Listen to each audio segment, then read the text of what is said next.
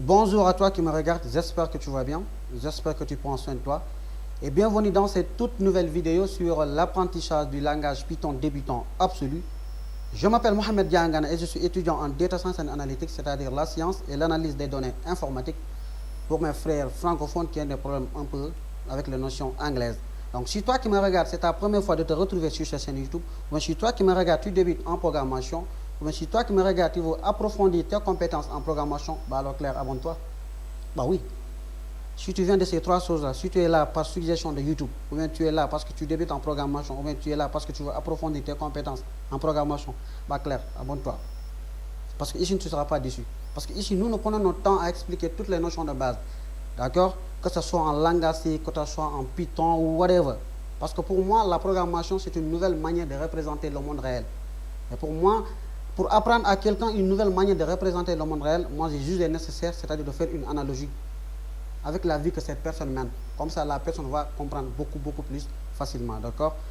Donc, sur ce, passons à la vidéo. Bah oui, c'est toi que j'entends. J'entends que tu t'abonnes d'abord. D'accord? On va continuer après. Tu t'es abonné? Très bien, well done. Alors, de quoi est-ce qu'on va parler aujourd'hui? Aujourd'hui, nous allons parler des structures de contrôle. C'est quoi les structures de contrôle? Ne vous en faites pas, je suis là pour ça. Je vais décortiquer toutes les choses, d'accord? Pour ceux qui ont regardé les vidéos précédentes, donc si toi qui regardes cette vidéo-là, si tu n'as pas regardé les vidéos précédentes, je t'invite à aller regarder les vidéos précédentes. Parce que moi, j'ai fait les vidéos de telle sorte que chaque vidéo n'est rien d'autre qu'un approfondissement de la précédente. Donc, si tu ne regardes pas la vidéo précédente, il y aura blocage pour toi dans cette vidéo quelque part. Donc, pour ça, je t'invite à cliquer sur le petit i qui va s'afficher en haut de ton écran pour aller regarder ces vidéos-là, d'accord? Alors, aujourd'hui, nous allons parler des structures de contrôle. C'est quoi les structures de contrôle? Comme d'habitude, moi, je vous fais une analogie avec la vie. Pour ceux qui ont regardé la toute première vidéo, on avait donné une commission à Marcel, qui était quoi? D'aller à la boutique et d'acheter du pain. Après avoir acheté du pain, de prendre le pain acheté et de l'amener chez Tante Nadi. Et de dire à Tante Nadi que l'argent a été reçu et de revenir jusqu'à chez moi. Mais si Marcel quitte chez moi pour la boutique, il y a deux situations possibles. Soit Marcel va trouver du pain à la boutique et il va l'acheter, soit il ne va pas en trouver. Je reprends. Si Marcel quitte la maison pour la boutique, il y a deux situations possibles. Soit il va trouver du pain à la boutique, il va l'acheter, ou le cas contraire, ce qui veut dire qu'il ne va pas en trouver. Et pour ceux qui ont regardé la vidéo précédente, vous vous rappelez très bien, on avait dit quoi? Que si nous sommes face à une situation où nous n'avons le choix de faire que deux choix, deux étapes ou bien deux situations, nous sommes dans une situation booléenne. On l'avait dit. On avait même donné l'exemple du binaire. On avait dit que le binaire, il n'y avait que deux situations possibles. Soit c'est le 0, soit c'est le 1. Et ici, Marcel aussi était dans une situation, excusez-moi, dans une situation, il n'avait le choix que deux choses. Ou bien il n'y a que deux situations possibles. C'est-à-dire, soit il va trouver du pain, il va l'acheter, ou bien il ne va pas en trouver. D'accord? Donc, c'est ça qu'on appelle une condition. Donc, c'est la même chose en programmation. Nous, on va donner des tâches à la machine. N'oublions pas que tout ce qu'on va dire, ça concerne les machines. Voilà. On va donner des tâches à la machine, mais la machine ne fait pas n'importe quelle tâche à n'importe quel moment. C'est-à-dire, quand on va lui donner des tâches, on va lui imposer des conditions. On va lui dire que tu fais telle tâche si telle situation se présente. C'est-à-dire, tu fais telle tâche si telle condition est satisfaite. D'accord? Et c'est ça qu'on va voir en programmation. D'accord? Et maintenant, avant de voir les conditions, comme d'habitude, moi je vous explique ce qui est nécessaire pour comprendre la vidéo. Pour comprendre les conditions, vous devez comprendre ce qu'on appelle les opérateurs, surtout les opérateurs de comparaison et les opérateurs logiques. D'accord?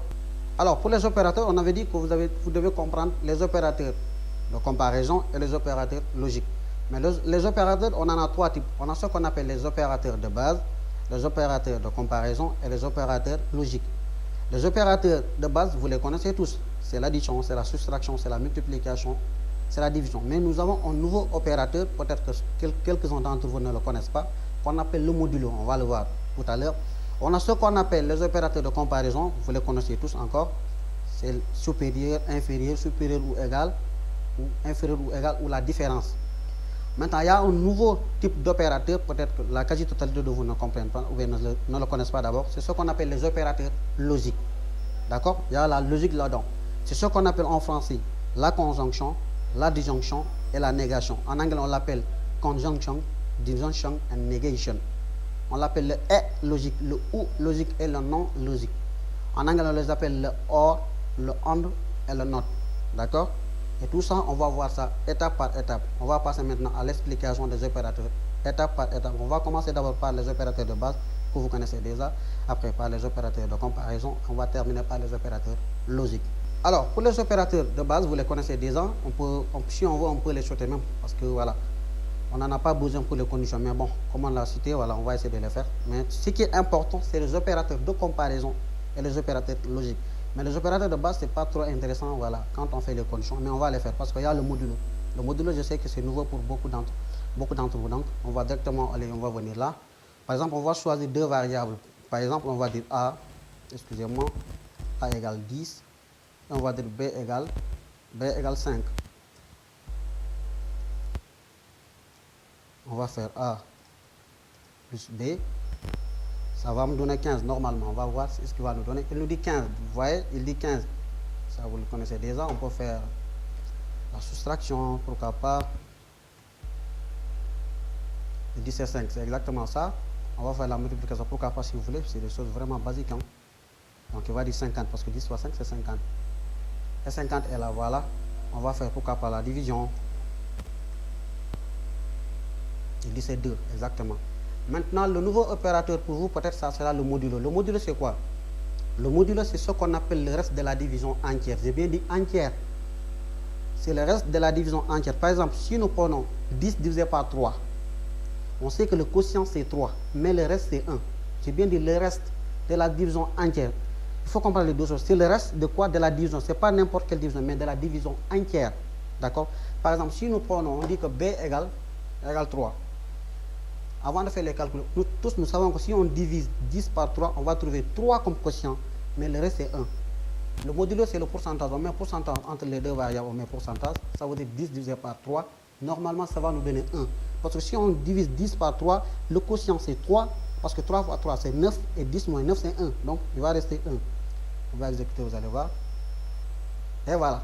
C'est ça qu'on appelle les opérateurs. Et le 1 est là. Les opérateurs de base.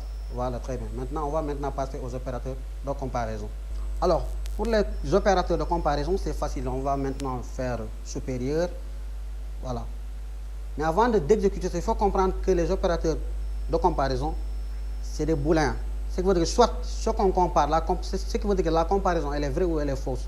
D'accord? Si on dit que 10 est supérieur à 3, donc soit 10 est supérieur à 3 ou c'est faux. Donc si 10 est supérieur à 3, il va dire true. Si 10 n'est pas supérieur à 3, il va dire false. D'accord? Mais si on regarde, est-ce que 10 est supérieur à 3? Donc il va dire true, normalement. Voilà, on va exécuter, vous allez voir. Il dit true, c'est vrai. Et si on met le cas contraire, on dit que 10 est inférieur, ça jamais. En tout cas, moi, je n'ai pas vu une situation où 10 est inférieur à 3. Il va dire quoi? Il va dire false. Et vous voyez false, d'accord? On peut mettre supérieur ou égal. Excusez-moi.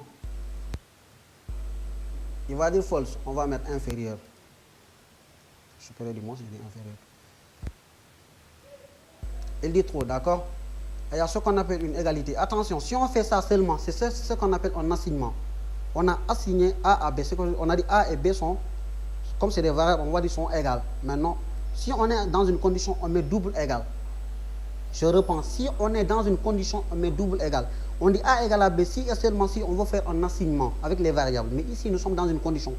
On veut dire que si A est vraiment égal à B, donc on met 2 égales. D'accord?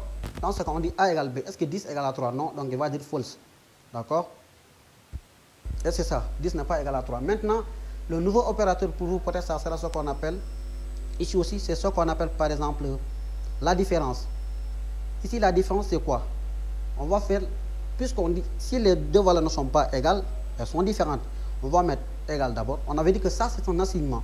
Pour dire différent, pour dire le contraire, on met ce qu'on appelle un point d'exclamation devant le signe égal. Je reprends. Ce qu'on a fait, ça, c'est ça qu'on appelle un assignement. Pour dire le contraire ou bien la différence, on met un point d'exclamation. Ça veut dire A est différent de B. Mais c'est vrai, si 10 est toujours différent de 3, si on exécute, il va dire true. D'accord? On va exécuter, vous allez voir. True, exactement, c'est ça. Voilà, donc c'est ça les opérateurs de comparaison. S'il vous plaît, comprenez ça. Surtout la différence. Ça va venir, d'accord?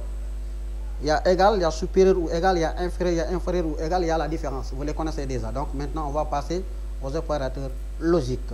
Alors maintenant, on va passer aux opérateurs logiques. Comme je vous l'avais dit, je vous dis que les opérateurs logiques, c'est 3. En France, on appelle ce qu'on appelle une conjonction, une disjonction et une négation. En anglais, on les appelle disjunction, conjunction et negation. Je vous explique, je suis là pour ça. C'est vrai que bon, c'est un peu de la grammaire, mais moi je ne suis pas là pour la grammaire, mais tout ce qui va avec la programmation, moi je vous explique. Ce n'est que de la grammaire. Vous allez voir ça, c'est la grammaire. Ils ont pris ça au niveau de la grammaire. Même dans les langages naturels que nous utilisons la conjonction, la disjonction ou bien la négation. La conjonction, ça veut dire quoi? Je vous donne un exemple encore d'abord, parce que moi j'explique d'abord dans la vie courante, pour que vous compreniez. La conjonction, je vous dis quoi? J'irai à la musculation si Marcel et David vont. Je reprends. J'irai à la musculation si Marcel et David vont. Quand est-ce que moi j'irai à la musculation? Si Marcel va et que David aussi va. Donc dans ce cas, il faut que toutes les deux personnes aillent pour que moi je puisse aller. Mais contrairement, si je dis que j'irai à la musculation si Marcel va ou David va, je viens du où. Là, ce n'est pas une conjonction, mais c'est une disjonction. Dès que je dis où, dès qu'une seule condition est satisfaite, on va passer à l'action. Mais c'est contrairement quand on parle de la conjonction. Quand je dis que je pars à la musculation, si Marcel et David vont, dans ce cas, j'irai à la musculation si et seulement si Marcel va et que David aussi va. Si Marcel va et que David ne va pas, je ne veux pas y aller. Si David va excusez-moi, et que Marcel n'y va pas, je ne veux pas y aller. Parce que c'est une conjonction. Il faut que toutes les conditions soient satisfaites pour que nous puissions passer à l'action. Contrairement à ce qu'on appelle la disjonction, même si on a une condition, dès qu'une seule condition est satisfaite, on va passer à l'action. Donc, je vous donne un exemple. Je vais à la musculation si Marcel ou David va à la musculation. Donc, si David va et que Marcel ne va pas, moi je vais y aller. Si Marcel va et que David ne va pas, moi je vais y aller. Parce que dans ce cas, une seule des conditions est vraie. Parce que si David va, même si Marcel ne va pas, c'est ça qu'on appelle une disjonction. D'accord? On va directement passer à l'action. Contrairement à la conjonction, si Marcel va, si c'est une conjonction, si Marcel va et que David ne va pas, rien ne va se passer, on ne va pas passer à l'action. Je vous explique encore.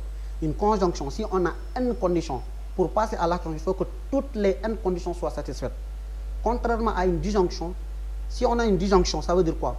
Dès qu'une seule des conditions est satisfaite, on va passer à l'action, même si le reste n'est pas satisfait. Si je dis je vais à la musculation, si Marcel ou David va, dès que David va, moi je ne calcule même pas si Marcel va ou pas. Je vais aller, parce que j'ai dit où. Mais si j'ai dit il faut que Marcel aille et que David aille pour que moi je puisse aller. D'accord? Et c'est quoi la négation? C'est le contraire d'une affirmation. C'est quoi une affirmation? En quoi c'est de la grammaire? Une affirmation, voilà, c'est une phrase, excusez-moi, affirmative. Par exemple, je vous dis, je suis un homme. La négation de cette petite phrase, ça veut dire je suis une femme. C'est le contraire. Si je vous dis que 3 est un nombre impair, la négation de cette phrase, ça veut dire quoi? 3 est un nombre pair. Pour ceux qui ont regardé les vidéos, on avait vu le binaire. On avait dit que le binaire, il n'y avait que 2 valeurs possibles. Soit c'est 1 ou bien soit c'est 0. Donc en binaire, la négation de 1, c'est 0. La négation de 0, c'est 1. Voilà, c'est ça qu'on appelle les opérateurs logiques. Donc, si vous comprenez tout ça, si vous avez compris, parce que je sais que les opérateurs de base, on n'en aura pas besoin beaucoup. Mais pour comprendre les conditions, comprenez les opérateurs de comparaison et quoi? Ce qu'on appelle les opérateurs logiques. Maintenant, si vous avez compris, passons à la pratique maintenant. Alors, on va passer maintenant à la pratique des opérateurs logiques. Très bien. On va effacer tout ça. On va dire ici, par exemple, on va commencer d'abord ce qu'on appelle par la disjonction. C'est-à-dire, au cas où une seule des conditions est vraie, on va passer à l'action. D'accord? La première fois, on va dire 3 égale 3. Excusez-moi, égale 3. Et je dis or 7 égale 5. Ça veut dire quoi? On a deux situations. On a dit 3 égale 3 et 5 égale 7. 3 égale 3, nous tous, nous savons que 3 égale à 3. Donc, c'est vrai. Donc, cette condition, elle est satisfaite.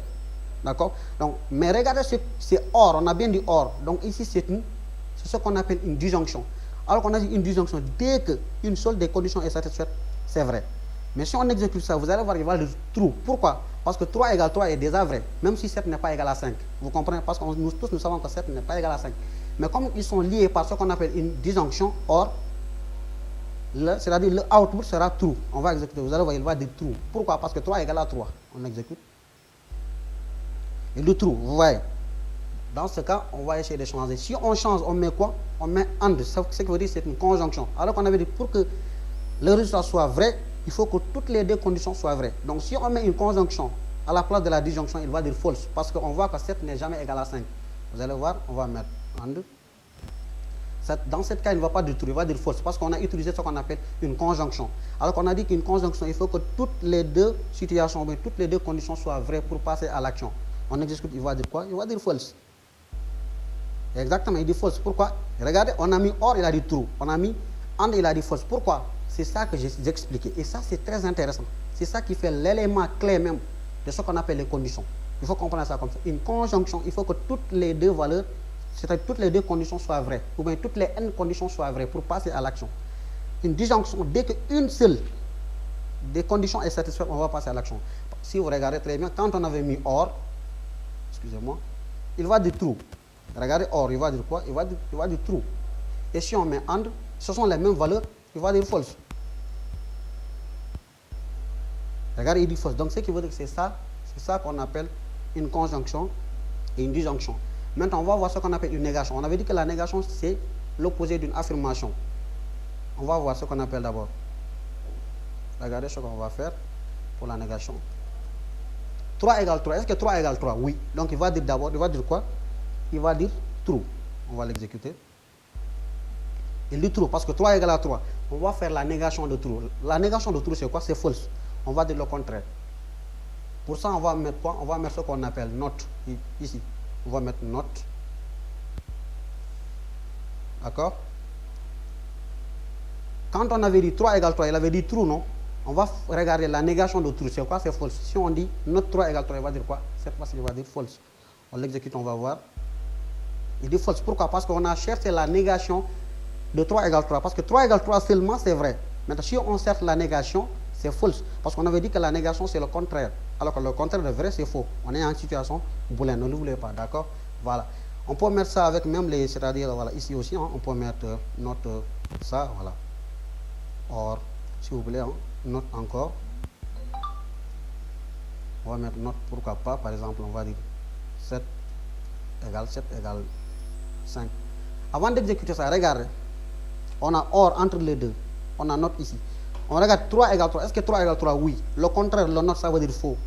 Ici, on a ce qu'on appelle une disjonction. Et 5 égale 7, c'est faux. Mais si on met le note devant, donc, ce qui veut dire que ça va être true. Donc, on a ici quoi? On a true or false. On a true or false. True or false, ça va nous donner quoi?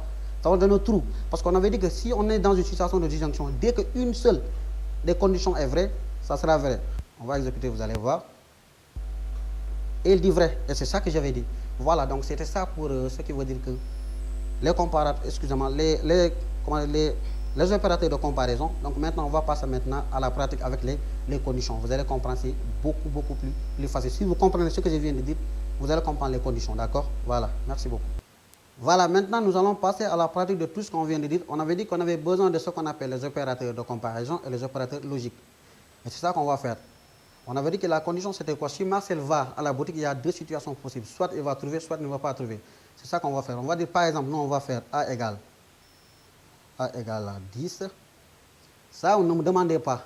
Pour ceux qui ont regardé toutes les vidéos, ça ce n'est rien d'autre qu'une simple déclaration. On a déclaré A, on a dit que c'est égal à 10. Si vous regardez A, est-ce que A respecte la normalisation de déclaration des variables? Bah oui, exactement. A n'a pas, il n'y a pas un 1 devant, c'est-à-dire il n'y a pas un numérique devant.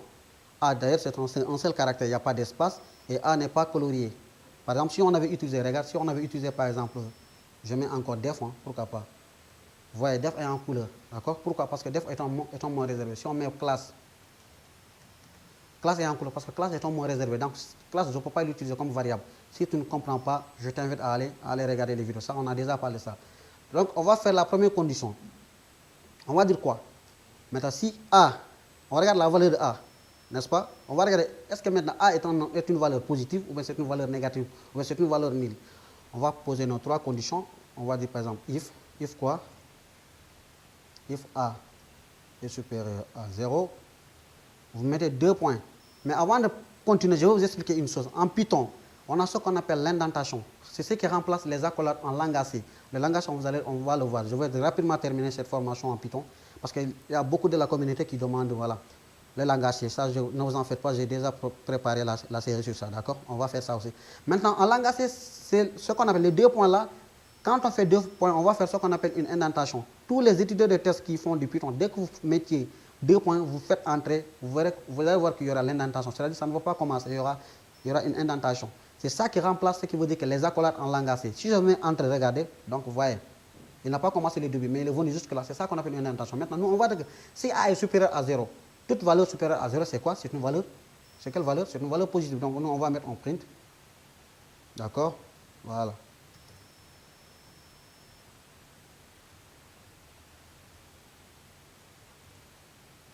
On va dire bravo.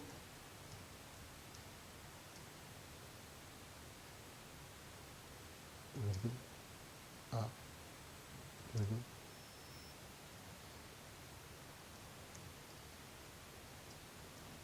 C'est une valeur positive, d'accord? On va venir là, on va poser la deuxième condition.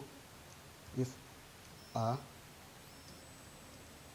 est inférieur à 0, dans ce cas on met 2 points, on vient, on met quoi? On met print encore, d'accord? On met quoi? On met ouf, excusez-moi.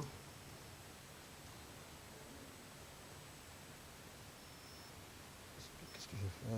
Donc c'est ici, excusez-moi. C'est A, virgule.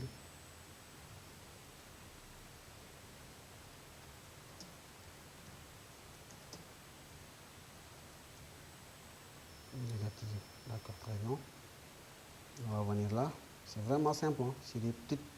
C'est des conditions simples là, avec des if. C'est vraiment simple. If A égale à 0. Qu'est-ce qu'on fait? On va printer quoi? On va dire A au kappa, on va dire. Pas mal, par exemple, pas mal. Virgule. A, virgule. Et nul. Alors, ici nous avons fait ce qu'on appelle 3 conditions. Alors, ne me demandez pas ici. Ça, pour ceux qui ont regardé les vidéos précédentes, ça vous le savez déjà. C'est ce qu'on appelle le formatage. C'est pour ça que moi je ne fais pas les vidéos par hasard. Moi, si j'ai fait une vidéo, je sais que telle vidéo, on en aura besoin pour la vidéo prochaine. J'ai fait le formatage parce que je savais qu'on en aura besoin pour les conditions. Donc ici, ce n'est rien d'autre que ce qu'on appelle la méthode avec les virgules, le formatage avec les virgules. On a dit, donc ici on a 3 conditions. On va regarder, on a dit A égale à 10, c'est une petite déclaration, voilà, simple, classique. On dit, if A supérieur à 0, c'est comme si A est supérieur à 0, c'est ça, ce travail-là qui sera fait. Si A est inférieur à 0, c'est ce travail-là qui sera fait. Si A égale à 0, c'est ce travail-là qui sera fait. D'accord? Maintenant, si on regarde, on avait dit que ici, ce sont des conditions simples. Donc, là, c'est-à-dire, le travail qui sera exécuté, c'est le travail dont la condition est satisfaite. Si on regarde ces 3 conditions, on voit que A est quoi? A est positif. Donc, l'interprétateur va regarder, voir est-ce que A est positif. Si oui, il va faire le travail approprié, c'est ici. Si A est négatif, ce qui veut dire c'est cette condition, il va faire ce travail-là. Donc, c'est ça. Si A égale à 0, il va voir, donc il va faire le travail approprié, ça veut dire c'est ça. C'est ça qu'on va exécuter, d'accord? Voilà, CTRL S, on l'exécute. Il dit que bravo, 10 est une valeur positive, d'accord? On va changer la valeur, au lieu de 10, on va mettre moins 4. CTRL S, on met F5. Il dit ouf, moins 4 est une valeur négative. On va changer, on met 0. D'accord? Il dit pas mal, 0 est nul. Et c'est ça qu'on a fait. Donc c'est ça qu'on appelle les conditions. Donc nous, on lui a donné beaucoup de travail. On lui a demandé d'afficher que la valeur qu'on a saisie est une valeur positive, que la valeur qu'on a saisie est une valeur négative, que la valeur qu'on a saisie est une valeur nulle. D'accord? Maintenant, on lui a donné le travail, on va le laisser. C'est-à-dire on va laisser la machine. Maintenant, c'est la machine qui va faire chaque travail si la condition elle est satisfaite. On lui a donné 3 tâches à faire, mais elle ne va pas faire toutes les tâches, à n'importe quand aussi.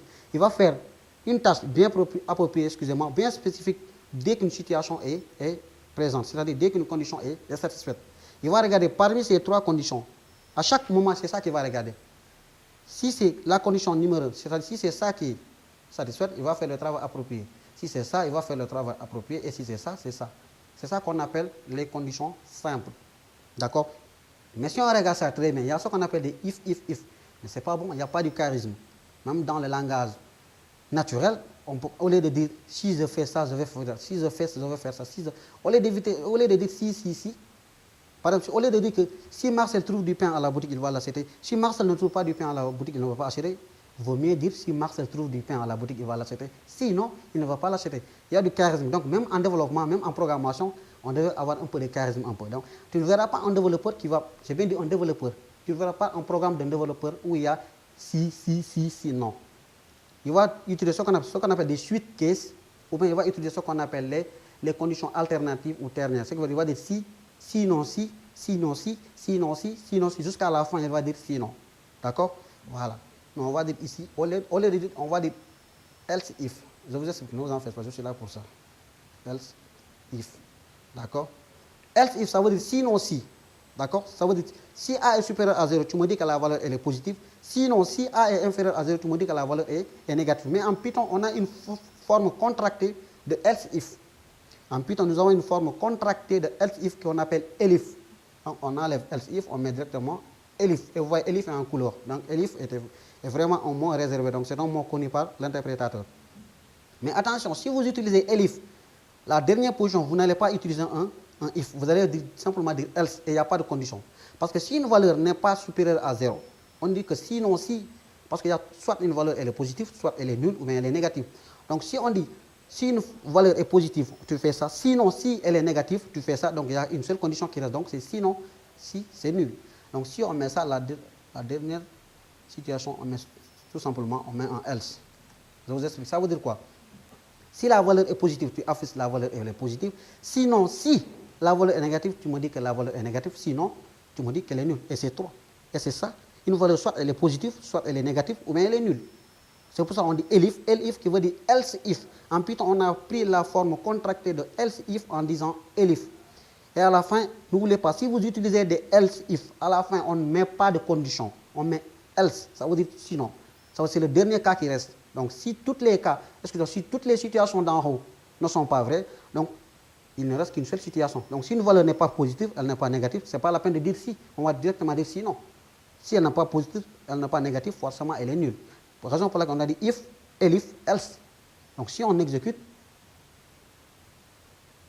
il va dire quoi? Il va dire que pas mal, la valeur elle est nulle. Et c'est 0 qu'on a mis ici. Si on met à la place de 1, on met, par exemple, on met 10, ça va donner la même chose.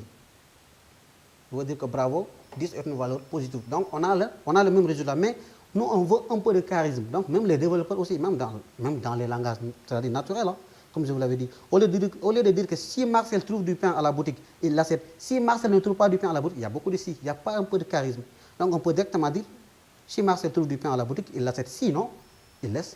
C'est la même chose.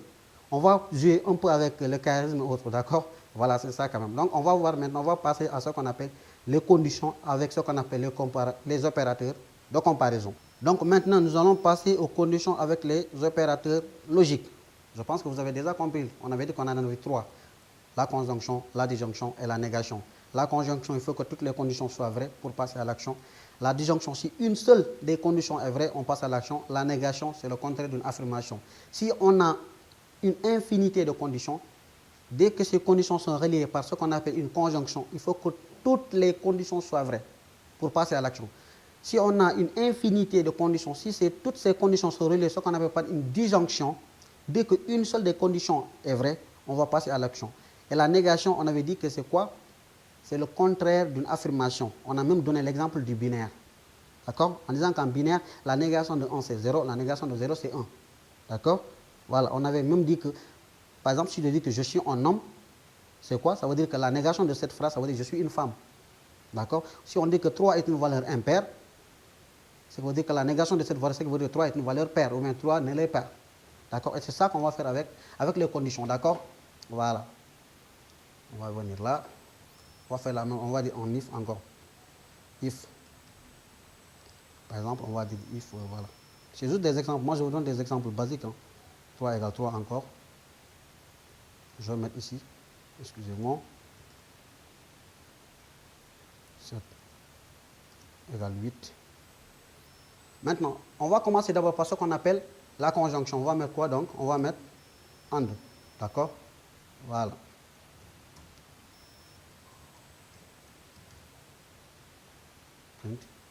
Je mets hello world, d'accord. C'est juste un exemple. Je mets hello world.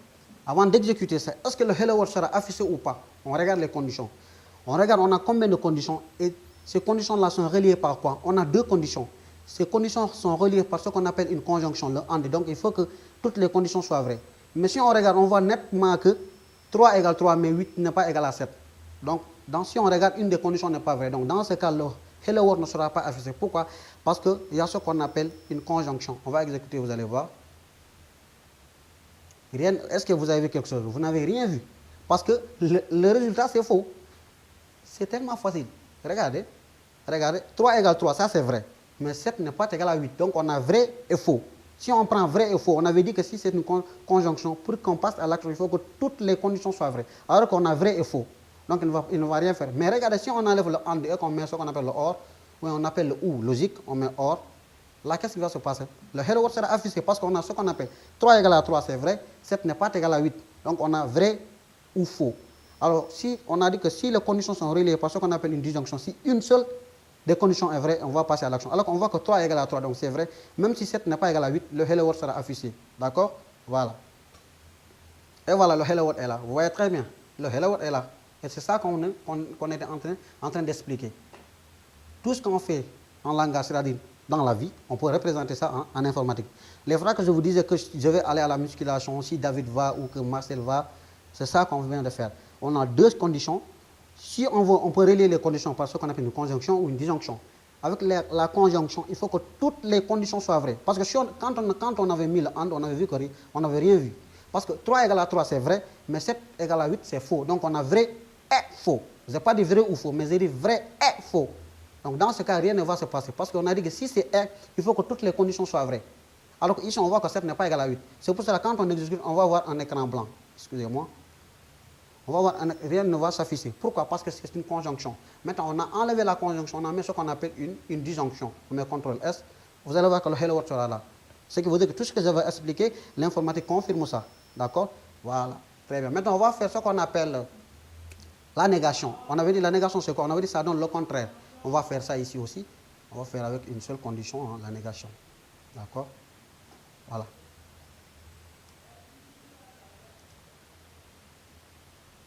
On va mettre une note devant. Ça veut dire quoi? Est-ce que 3 égale à 3? Oui. Si 3 égale à 3, mais on a mis une note devant, donc ça veut dire que c'est faux. Si c'est faux, l'action ne sera pas affichée. Vous allez voir quoi? Que le hello world ne sera pas affiché. Parce que 3 égale à 3, s'il n'y avait pas le note là, attends, on va enlever le note là, vous allez voir. Parce que vous, il faut que ça soit beaucoup plus clair.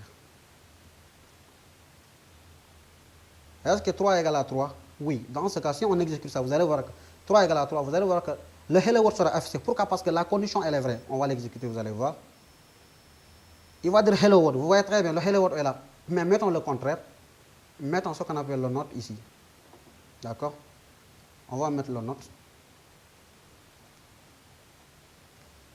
Avant de l'exécuter, ça sera affiché ou pas? Non, ça ne sera pas affiché parce que 3 égale 3, c'est vrai. Mais on a mis la négation devant. Ce qui veut dire que la négation de vrai, c'est faux. Et si la condition elle est fausse, on ne va pas afficher. Vous allez voir, si on exécute, il y aura un écran blanc. Rien ne va se passer. D'accord? On l'exécute, vous allez voir. Et voilà, rien ne s'est passé. Donc, voilà. Donc, c'est ça qui fait voilà, la fin de cette vidéo. Si vous avez compris, voilà. Ou bien si vous avez d'autres choses que vous n'avez pas compris, vous pouvez me laisser ça dans l'espace commentaire et me dire que ce que vous n'avez pas compris. Comme ça, la vidéo prochaine, je vais passer à ces choses avant de passer à autre chose. Donc, si tu as aimé cette vidéo, donc, tu me laisses un pouce bleu, voilà, et tu me laisses un petit commentaire et tu peux même partager la vidéo. Donc, c'est ce qui fait la fin de cette vidéo. Alors, portez-vous bien, que la paix soit avec vous. Allez, merci, ciao, à bientôt.